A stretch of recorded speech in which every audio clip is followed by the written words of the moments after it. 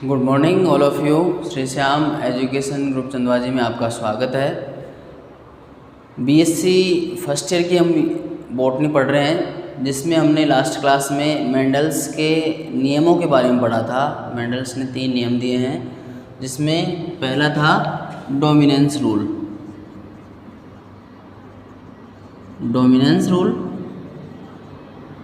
दूसरा था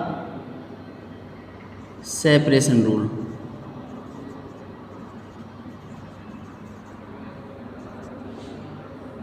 थर्ड था इंडिपेंडेंट असॉर्टमेंट रूल। तो ये नियम मेंडल ने दिए और ये सारे रूल्स मेंडल ने मटर के पौधे पर काम करते हुए दिए। ठीक है, इसमें 2 बातें और निकल के आती हैं, एक बैक क्रॉस और एक test cross. Back cross and test cross. तो मेंडल ने बार बार अपने प्रयोगों में कहा क्रॉस करवाया, संकरण करवाया। तो संकरण मतलब हमने जो पेरेंट माने तो क्या उसको रेसिप्रोकल हमने उसको प्रूफ किया। जैसे हमने कभी लंबे पौधे को नर माना और बौने पौधे को हमने मादा प्लांट, फीमेल प्लांट्स माना। तो हर बार हम ऐसे ही करवाते जा रहे हैं क्रॉसिंग। तो साइटोप्लाज्मिक इनहेरिटेंस, कुछ साइटोप्लाज्म में जो 2 कोशिकांग पाए जाते हैं पादपों में, तो क्या उनके जीन का इफेक्ट इस पर नहीं होगा? वो होना चाहिए, क्योंकि 2 कोशिकांग कौन से हैं जो पौधे की कोशिका में पाए जाते हैं, जिनका खुद का डीएनए होता है या खुद का जेनेटिक मटेरियल होता है। पहला है माइटोकॉन्ड्रिया,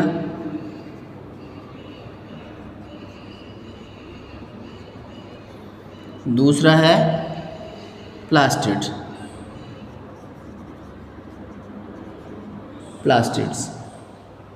तो प्लास्टिड्स, क्लोरोप्लास्ट या माइटोकॉन्ड्रिया, इन दोनों में अपना खुद का डीएनए होता है, लेकिन यह डीएनए साइटोप्लाज्म में पाया जाता है। मतलब ये कोशिकांग जो साइटोप्लाज्म में पाए जाते हैं, और हम न्यूक्लियोप्लाज्म में पाए जाने वाले डीएनए की बात कर रहे हैं। तो मेंडल ने ऐसा भी किया कि एक बार उसने लंबे पौधे को नर माना, बौने पौधे को मादा माना, लेकिन इसी के बाद दोबारा उसने इस प्रयोग को इस तरह से भी रिपीट किया कि लंबे पौधे को मादा और बौने पौधे को नर माना जाए। ठीक है, तो इस तरह से यदि एक बार अदला बदली, जो जेंडर अदला बदली कर दी जाए, इसे हम रेसिप्रोकल कहते हैं।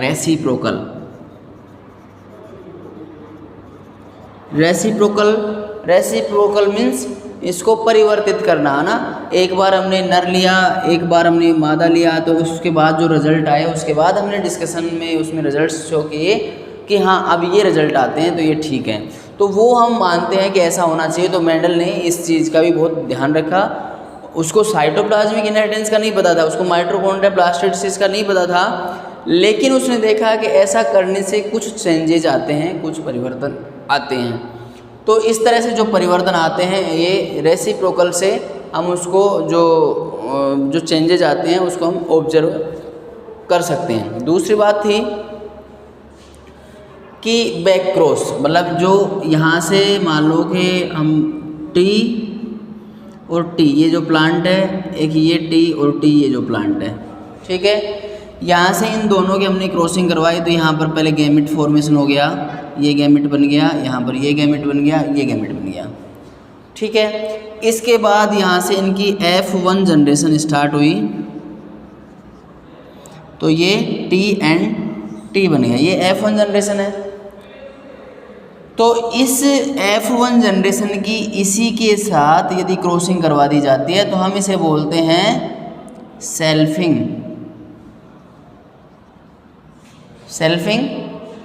इससे F2 जनरेशन आ जाती है। लेकिन यदि हम F1 जनरेशन का यदि डोमिनेंट पेरेंट्स से क्रॉस करवा दें तो हम इसे कहते हैं बैक क्रॉस, और रिसेसिव पेरेंट से हम क्रॉस करवा दें तो हम इसे कहते हैं टेस्ट क्रॉस। ठीक है, यदि हम इसकी क्रॉसिंग F1 जनरेशन की क्रॉसिंग यदि डोमिनेंट पेरेंट से करवा दें तो हम इसे कहते हैं बैक क्रॉस, और यदि हम इस F1 जनरेशन की जो संतति है उसकी क्रॉसिंग हम यदि रिसेसिव पेरेंट से करवा देते हैं तो अब हम इसे कहते हैं टेस्ट क्रॉस। तो back cross and test cross, इन दोनों में अंतर क्या है? बैक क्रॉस में क्या होता है कि हम बैक क्रॉस करवा रहे हैं ना, पीछे पीढ़ी को वापस से क्रॉस करवा रहे हैं, तो बैक क्रॉस हो गया। तो हम इसे टेस्ट क्रॉस क्यों कह रहे हैं? इसमें टेस्ट क्रॉस हम इसलिए कह रहे हैं कि इससे टेस्ट हो रहा है कि जिस पादप का हम इसके साथ क्रॉस करवा रहे हैं वो होमोजाइगस कंडीशन में है या रिसेसिव कंडीशन में है। ठीक है, यहाँ पर हम ये कह रहे हैं कि ये जो कंडीशन है वो क्या है, इसकी सेल्फिंग कराई हमने, इसकी सेल्फिंग से हमें कौन कौन से प्लांट मिले? टी एंड ये टी, ये 3 तरह के पादप मिले। ठीक है, यहाँ पर ये दोनों पौधे लंबे थे, ये छोटा था, ये तो हमें पता चल गया। लेकिन क्या ये प्योर होमोजाइगस कंडीशन में प्योर लंबे हैं, शुद्ध लंबे हैं, या ये शुद्ध छोटे हैं, ऐसा नहीं पता लग रहा। तो इसलिए इन संतति का यदि हम इसके साथ क्रॉस करवा दें तो इसको टेस्ट क्रॉस कहेंगे। जैसे हम बैक क्रॉस लिखते हैं, बैक क्रॉस, जिसमें हम कह रहे हैं कि यदि हम ये जो हमारे संतति हैं तीनों टाइप की, एक और मान लो, एक ये और है, इनका सबका क्रॉस यदि हम करवा दें इस टी और टी से तो रिज़ल्ट क्या आएंगे? देख लेते हैं रिज़ल्ट क्या आएंगे। तो पहला है, यहाँ चेकर बोर्ड बनेंगे, ये टी आ गए और ये दोनों टी भी हमने यहाँ ले लिए, तो यहाँ 100% टॉल प्लांट आ गए।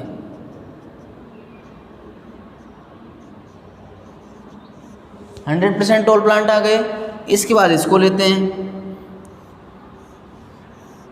यहाँ पर ये आ गए टी एंड टी, और यहाँ पर ये आ गए टी और स्मॉल टी,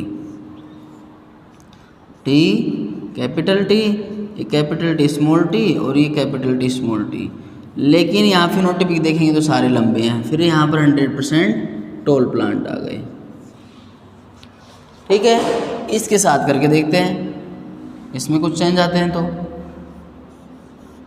यहाँ पर ये टी और यहाँ पर ये टी स्मॉल टी और ये स्मॉल टी, तो ये T capital T small T, capital T small T, capital T small T, capital T small T, तो ये भी 100% टॉल।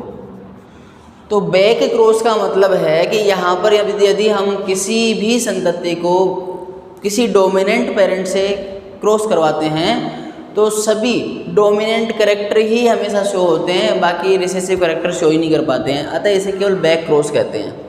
अब ऐसा यदि हम टेस्ट क्रॉस में करके देखें, ऐसा हम यदि टेस्ट क्रॉस के साथ में करें तो हमें रिजल्ट्स क्या मिलते हैं वो देखते हैं हम। जैसे हमारे पास में ये टॉल प्लांट है और ये ड्वार्फ प्लांट है, यहाँ से क्रॉसिंग करा इसकी तो ये F1 जनरेशन मिली। यहाँ से इसकी सेल्फिंग कराई, सेल्फिंग का मतलब है T multiply T and T, तो यहाँ पर टी कैपिटल टी और ये दोनों टी और ये स्मॉल टी, ये हमें 4 संततियाँ मिली, जिसमें हम कह रहे हैं कि अब इनकी जो कंडीशन है, हम कह रहे हैं कि 3 और 1 ये इनका फिनोटाइपिक रेशियो, 3 पौधे लंबे हैं, 3 बराबर टॉल एंड 1 बराबर ड्वार्फ। तो हम कहते हैं कि जो ये 50-50% होने चाहिए थे, यहाँ से लिए थे यहाँ से लिए तो 50% होने, 2 ऐसे टॉल आने चाहिए थे, 2 ड्वार्फ आने चाहिए थे, लेकिन ऐसा कैसे हुआ? फिर इसका मतलब 3 कैसे हैं? तीनों क्या होमोजाइगस कंडीशन में है। तो फिर हम इसका टेस्ट क्रॉस करते हैं। यदि इस जनरेशन को, इस F2 जनरेशन को जो F1 जनरेशन की सेल्फिंग की बात प्राप्त हुई, यदि हम इसको रिसेसिव के साथ में क्रॉस करवाते हैं, टेस्ट क्रॉस हम लिख लेंगे टेस्ट क्रॉस बराबर यदि F2 जनरेशन संतति को रिसेसिव पेरेंट से क्रॉस करवाते हैं तो इसे टेस्ट क्रॉस कहते हैं।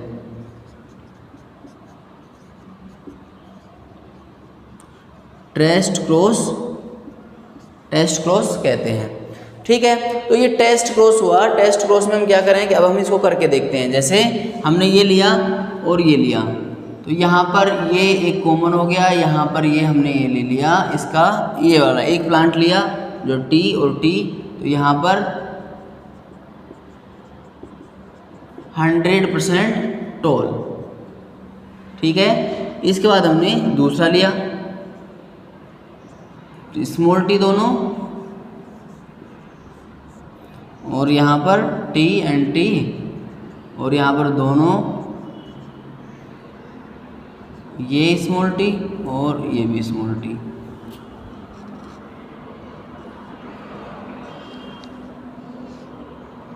ठीक है, तो यहाँ पर हम देख रहे हैं कि एक प्लांट तो है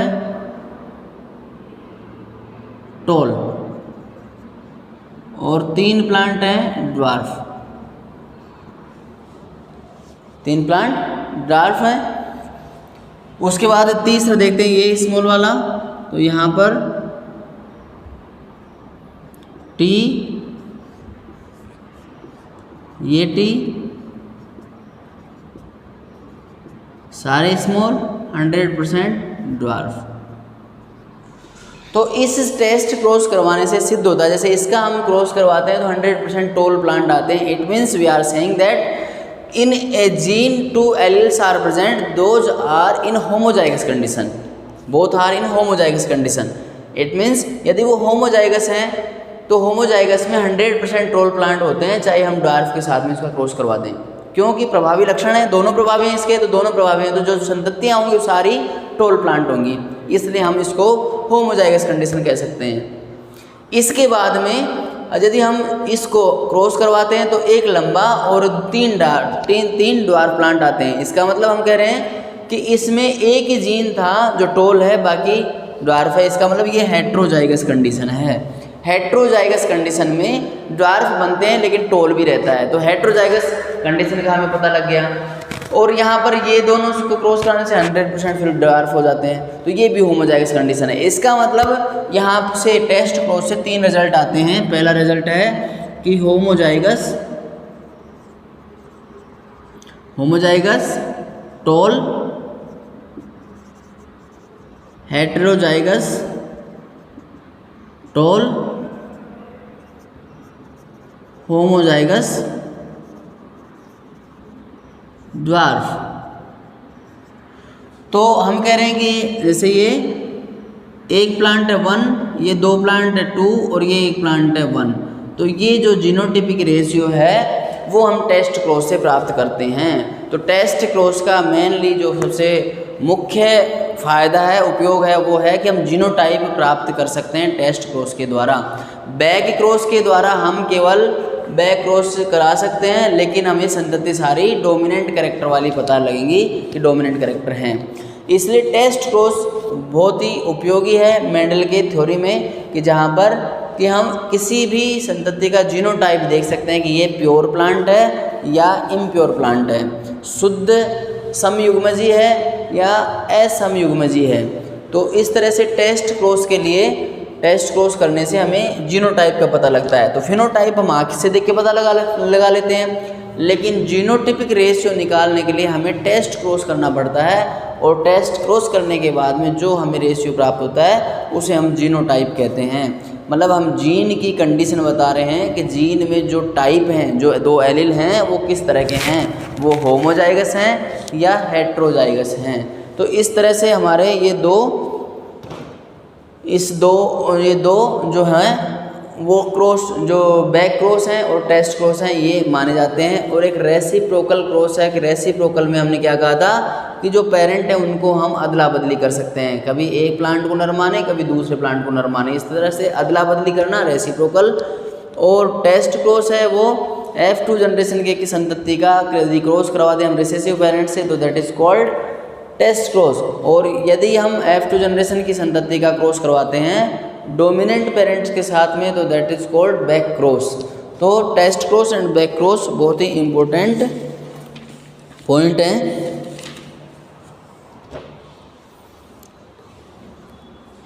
इसके बाद कुछ टर्मिनोलॉजी है जो हमने कल छोड़ दी थी। Diploid,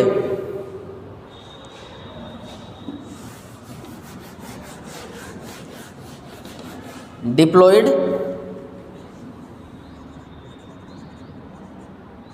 diploid, haploid.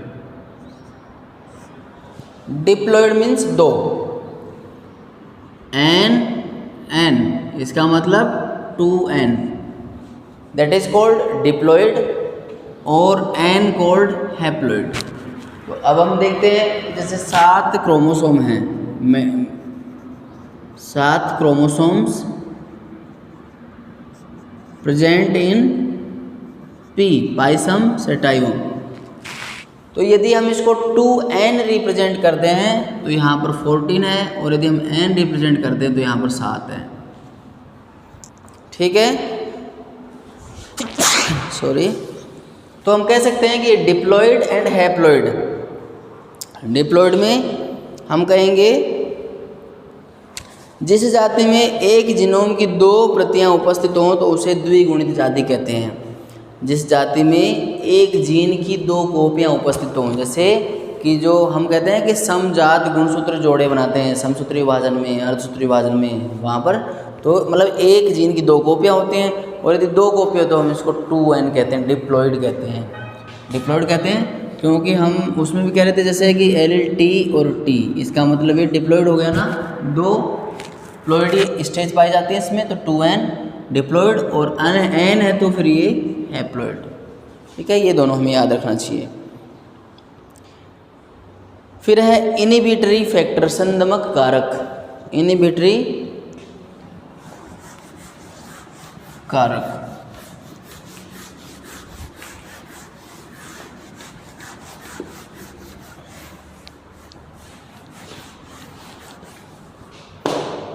संदमक कारक।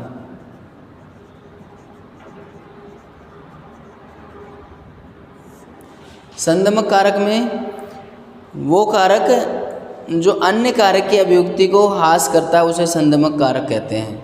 मतलब ऐसा कारक जिसकी उपस्थिति से दूसरे कारक पर नेगेटिव इफेक्ट पड़ता है। जैसे हम सिंपल सा सोचें कि क्लास में बहुत सारे फ्रेंड्स बैठे हैं और ऐसा कोई फ्रेंड्स जो मतलब खुद तो पढ़ता नहीं और दूसरे को पढ़ने नहीं देता, तो मतलब उसकी कैपेसिटी को भी वो कम कर रहा है।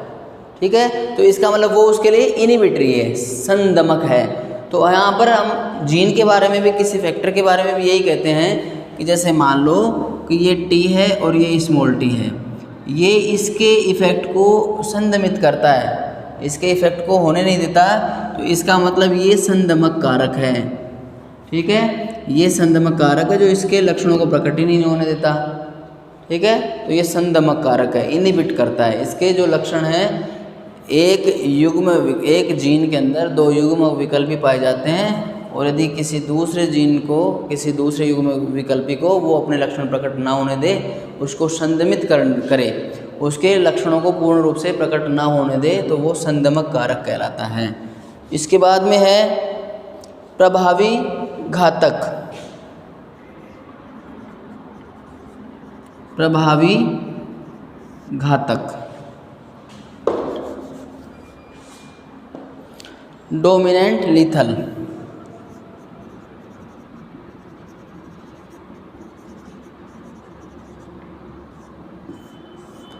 डोमिनेंट लीथल, डोमिनेंट यानी प्रभावी और लीथल यानी कि जो नष्ट कर दे। जिसके यदि हम n या T और T माने तो जिसके प्रेजेंट होने से यदि वो जीव ही जिंदा ना रहे तो हम इसे फिर डोमिनेंट लीथल कहते हैं। जैसे यदि यहाँ पर ये कंडीशन है तब भी मान लो मृत्यु हो जाए, और ये कंडीशन है तब भी मृत्यु हो जाए। इसका मतलब इसकी प्रेजेंस में मृत्यु होना निश्चित है, इसलिए इसको लीथल जीन कहते हैं, डोमिनेंट लीथल कहते हैं कि लीथल वाला है वो डोमिनेंट कर रहा है, वो मारने का काम कर रहा है। प्रभावी कारक विषम युग्मनज अवस्था में भी घातक सिद्ध होता है। प्रभावी कारक है जो हेट्रोजाइगस कंडीशन में भी घातक होता है, मृत्यु देने वाला होता है, अतः इसको प्रभावी लीथल कहते हैं। प्रभावी कारक हेट्रोजाइगस कंडीशन में भी लीथल की तरह काम करता है, मृत्यु की तरह कार्य करता है, तो ये प्रभावी लीथल कहलाता है, घातक कहलाता है। इसके बाद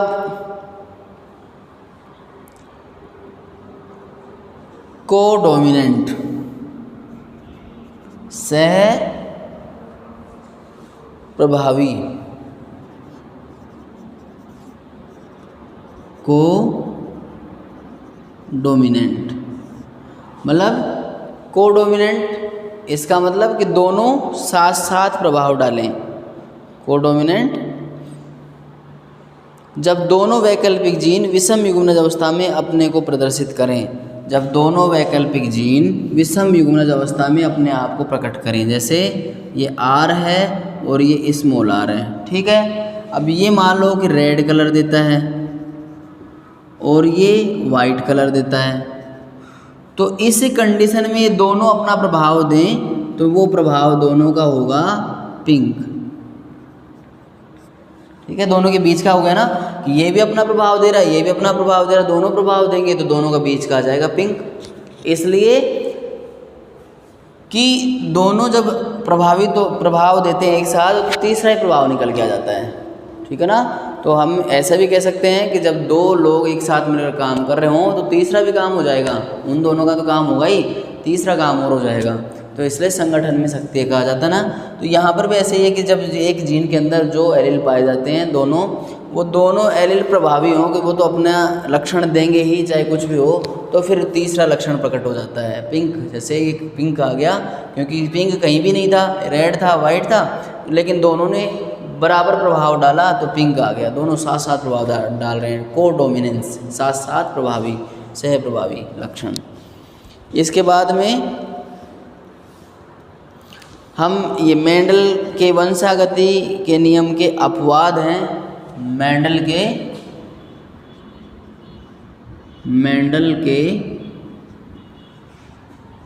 वंशागति के अपवाद मीन्स ये हैं कि मेंडल ने 3 नियम दिए थे, जिसमें प्रभाविकता का नियम दिया था, पृथक्करण का नियम दिया था, स्वतंत्र अपयूहन का नियम दिया था, ठीक है। तो ये 3 नियम मेंडल ने दिए थे। ये मेंडल के नियम मटर के पौधे पर मान्य हैं, शाश्वत सत्य हैं, इनमें कोई भी अपवाद नहीं है। लेकिन कुछ वैज्ञानिकों ने अलग अलग पौधों को लेकर सेम मेंडल के प्रयोग किए तो वहाँ पर उनके रिजल्ट्स कुछ डिफरेंट आए, तो उनको मेंडल के अपवाद के रूप में जाना जाता है। अदरवाइज वो अपवाद नहीं है, वो उनके खुद के एक्सपेरिमेंट हैं जो डिफरेंट प्लांट्स पर किए गए, ठीक है। तो मेंडल ने 3 रूल दिए थे, तीनों रूल्स उसके मान्य हैं और मटर के पौधे पर कोई भी रूल्स कोई अपवाद शो नहीं करता। लेकिन कुछ वैज्ञानिकों ने डिफरेंट प्लांट्स पर, डिफरेंट एनिमल स्पीशीज़ पर ये एक्सपेरिमेंट किए तो उनको रिजल्ट डिफरेंट प्राप्त हुए, तो उन्होंने ऐसे कहा कि मेंडल के अपवाद, तो उनको उस नियम को, उन प्रैक्टिकलों को, सिद्धांतों को मेंडल के अपवाद के रूप में जाना जाता है। तो ये अपवाद हैं मेंडल के। तो ऐसे बहुत सारे एक्सपेरिमेंट किए गए हैं डिफरेंट साइंटिस्टों के द्वारा, तो वो हम पढ़ेंगे। इससे पहले हमें ये टर्मिनोलॉजी पढ़ लेनी चाहिए सारे अच्छे तरीके से, और वो हम जो अपवाद हैं वो नेक्स्ट क्लास में पढ़ेंगे। Thank you.